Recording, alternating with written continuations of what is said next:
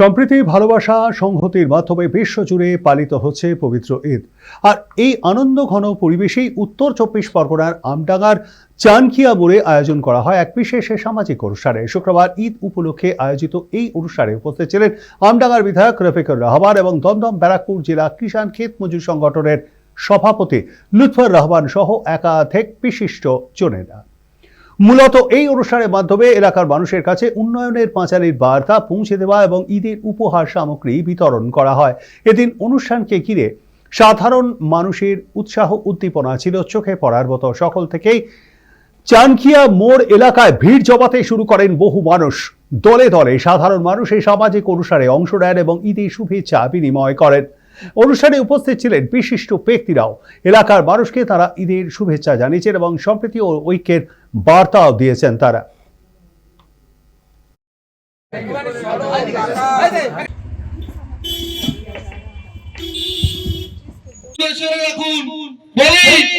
এই এলাকায় বিজেপির যারা মদত করছে তারা আইএসএফ আমাদের ঝন্ডার সঙ্গী হবেন।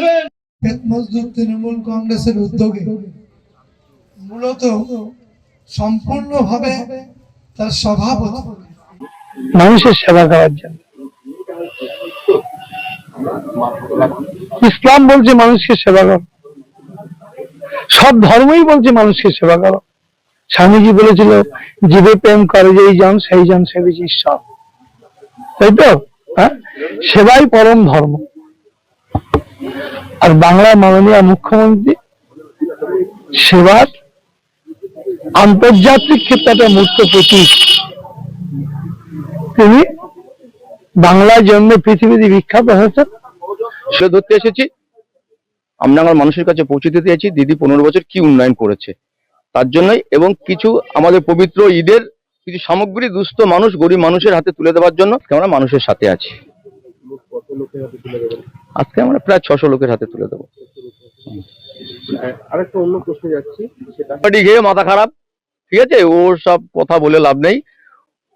ও পশ্চিমবঙ্গে হিন্দু মুসলিম তাস খেলছে, হিন্দু মুসলিম ভোটটা ভাগ করার চেষ্টা করছে। কাদের মাধ্যমে করছে? একটা গাদ্দার আছে মুর্শিদাবাদে হুমায়ুন কবির, আর একটা গাদ্দার আছে, গাদ্দার বলবো না ওকে, ও একটা সংগঠন, মানে কি, ওর কোনো দল নাই, সংগঠন, আইএসএফ বলে একটা সংগঠন আছে। তারা হিন্দু মুসলিম ভোটকে ভাগ করার চেষ্টা করছে, কোটি কোটি টাকা নিয়েছে তার বিনিময়ে। আরে হিন্দু সংখ্যালঘু ভোট, মুসলিম ভোট, মুসলমান মমতা ব্যানার্জির সঙ্গেই আছে। 15 বছর যে উন্নয়ন করেছে মমতা ব্যানার্জি, ওরা উন্নয়নের নামই জানে না। আমরা মুসলিম ভোট সংখ্যালঘু ভোট ভাগ হতে দেব না।